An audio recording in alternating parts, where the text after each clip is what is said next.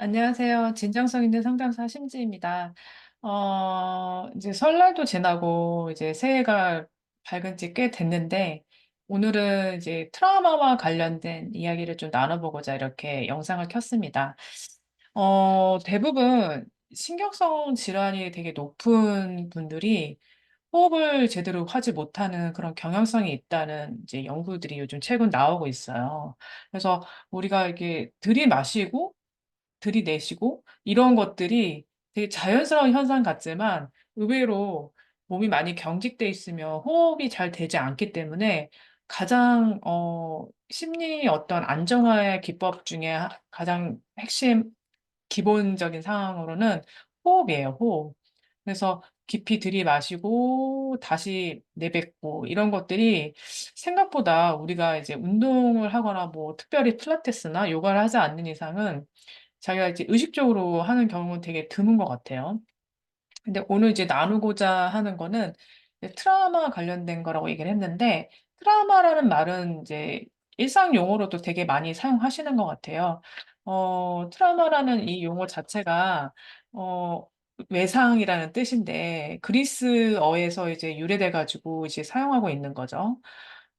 말 그대로 되게 어떤 자극이, 이제 과한 자극을 통해서 나의 어떤 방어벽이 무너지고 그걸로 인한 어떤 이제 무기력이나 이런 이제 신경성 질환들이 이제 생기는 거를 이제 트라우마라고 하는데 그 트라우마에도 종류가 있어요. 단일 트라우마가 또 있고 그리고 복합성 트라우마라고 있는데 이 복합성 트라우마는 말 그대로 애착 상태에서 일어나는 것도 있고 발달적 문제에서 이제 나타나는 이 두 가지를 합쳐서 이제 복합 트라우마라고 해요.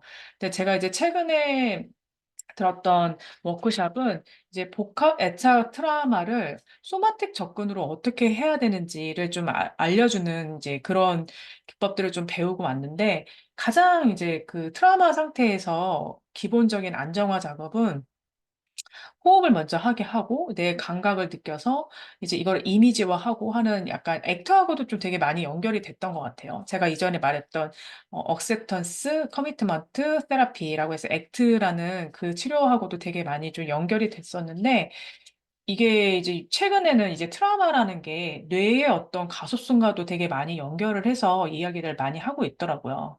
그리고 우리가 뭔가 위험하거나 다급한 이제 상황이 있을 때는 이제 교감신경계라는 게 이제 자율신경계 중에 교감신경계, 부교감신경계가 있는데 교감신경계가 막 작동을 해서 생존을 할 수 있도록 뭐 내가 도망을 가야 될지 아니면 싸워야 될지를 이제 결정해주는 약간 이제 그런 신경계 역할을 하죠.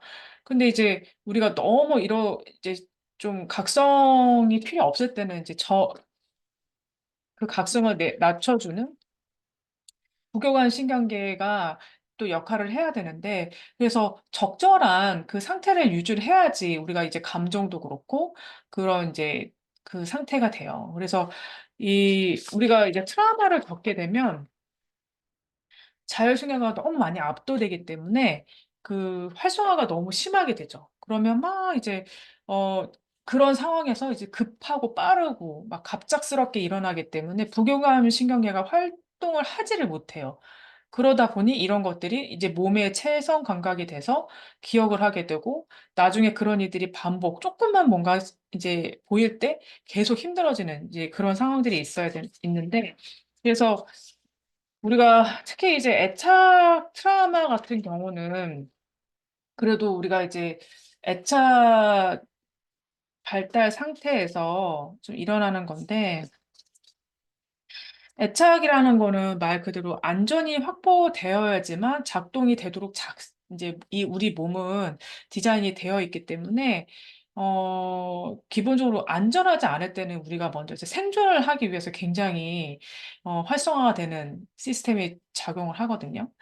그래서 이제 이것도 다 뇌랑도 관련이 있어요. 안정이 되었을 때의 뇌와 그래서 편도체가 뭐 안정이 된다 이런 표현들을 되게 많이 쓰는데 그래서 제가 먹는 거하고도 되게 이게 관련이 많이 되더라고요. 이제 다른 어떤 이제 식습관 관련된 다이어트 프로그램 얘기를 들으면서 강의를 들으면서도 편도체 안정화, 뭐 등 쪽 미주신경과 뭐 배 쪽 미주신경의 뭐 그런 관련 이런 이제 신체와 관련된 것들이 뇌의 어떤 과소성화도 많이 연결이 되고 그리고 이제 이런 트라우마, 어떤 안 좋은 경험들, 외상하고도 이거를 작업을 할 때 되게 필요한 과정으로 얘기가 되고 있는데 희망적인 소식은 뭐냐면, 이제 성인이 되더라도 엄청난 이제 과거에 지속적이고 반복적으로 뭐 학대를 당한다던가, 뭐 이런 이제 뭐 성폭행을 당했다던가, 굉장한 트라우마인 거잖아요. 근데 이런 상황에 노출된 사람이라 할지라도, 한 2, 30% 정도만 복구가 되면